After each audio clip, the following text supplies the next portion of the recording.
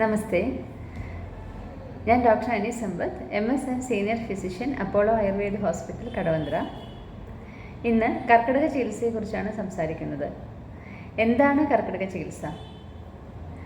ആയുർവേദ ശാസ്ത്രത്തിൽ അധിഷ്ഠിതവും തികച്ചും കേരളീയവുമായിട്ടുള്ള ഒരു പാരമ്പര്യ രോഗശാന്തി പ്രക്രിയയാണ് കർക്കിടക ചികിത്സ. ഇത് നൂറ്റാണ്ടുകളായിട്ട് കേരളത്തിൽ നടന്നു വരുന്ന ഒരു ചികിത്സാ ക്രമമാണ്. ജൂലൈ പകുതി മുതൽ ഓഗസ്റ്റ് പകുതി വരെ കനത്ത മഴ ലഭിക്കുന്ന ഒരു മാസമാണ് കർക്കിടകം. എന്തുകൊണ്ടാണ് ആയുർവേദ ചര്യയ്ക്ക് ഏറ്റവും ഉത്തമമായിട്ട് കർക്കിടകത്തെ തിരഞ്ഞെടുത്തിരിക്കുന്നത്? കേരളത്തിൽ വേനൽക്കാലത്ത് അഥവാ ഏപ്രിൽ മെയ് മാസങ്ങളിൽ ചൂട്, അന്തരീക്ഷ മലിനീകരണം, ഈർപ്പം മുതലായവ കൊണ്ട് ശരീരത്തിൽ വാതദോഷം ദുഷിക്കുകയും ടോക്സിൻസ് അഥവാ വിഷാംശങ്ങൾ ശരീരത്തിൽ അടിഞ്ഞുകൂടുകയും ഇത് തുടർന്നു വരുന്ന മഴക്കാലത്ത് അധികരിച്ച് വാതകോപത്തെ ഉണ്ടാക്കുന്നു. കനത്ത ചൂടിന് ശേഷം വരുന്ന കനത്ത മഴ ജീവജാലങ്ങളിൽ അമ്ലത അഥവാ അസിഡിറ്റി വർദ്ധിപ്പിച്ച് ശരീരത്തിൽ പിത്തദോഷത്തെ ദുഷിപ്പിക്കുകയും ഇത് ദഹന പ്രശ്നങ്ങൾ, പനി മുതലായവ ഉണ്ടാക്കുന്നു. തണുത്ത കാലാവസ്ഥ, അതോടൊപ്പം തന്നെ ഭക്ഷണത്തിലും വെള്ളത്തിലും ഉണ്ടാകുന്ന മലിനീകരണം ഇത് കഫത്തിൻ്റെ തീവ്രത വർദ്ധിപ്പിച്ച് ശരീരത്തിൽ ശ്വാസകോശ അണുബാധ, ചർമ്മരോഗങ്ങൾ എന്നിവ ഉണ്ടാക്കുന്നു.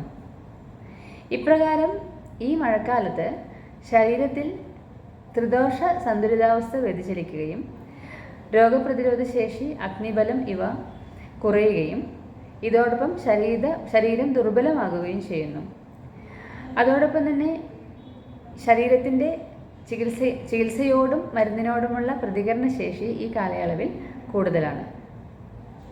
പഥ്യ ഭക്ഷണ രീതികൾ, ജീവിതശൈലി ക്രമീകരണങ്ങൾ, മാനസിക ചര്യകൾ, ആയുർവേദ ചികിത്സകൾ ഇവയെല്ലാം സംയോജിപ്പിച്ചുകൊണ്ട് ശരീരത്തിലെ വിഷാംശങ്ങളെ പുറന്തള്ളി പുനർജീവനം, ത്രിദോഷ സന്തുലിതാവസ്ഥ എന്നിവയ്ക്ക് ഊന്നൽ നൽകിക്കൊണ്ടുള്ള ഒരു സമഗ്ര ആയുർവേദ പദ്ധതിയാണ് കർക്കിടക ചികിത്സ.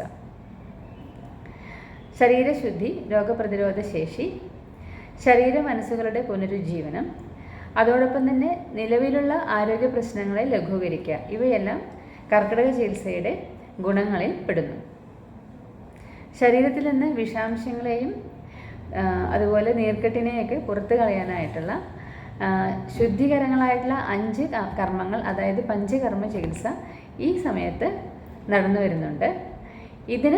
ഈ ശുദ്ധികരങ്ങളായ പഞ്ചകർമ്മ ചികിത്സകളെ സുഗമമാക്കുന്നതിനായിട്ട് അഭ്യംഗം, വിവിധതരം കിഴികൾ, അതായത് ധാന്യക്കിഴി, ഇലക്കിഴി, നവരക്കിഴി മുതലായവ, കായസേകം, ശിരോധാര തുടങ്ങിയ സ്നേഹസ്വേദ പ്രക്രിയകളും ഇതോടൊപ്പം തന്നെ നടത്തി വരുന്നുണ്ട്.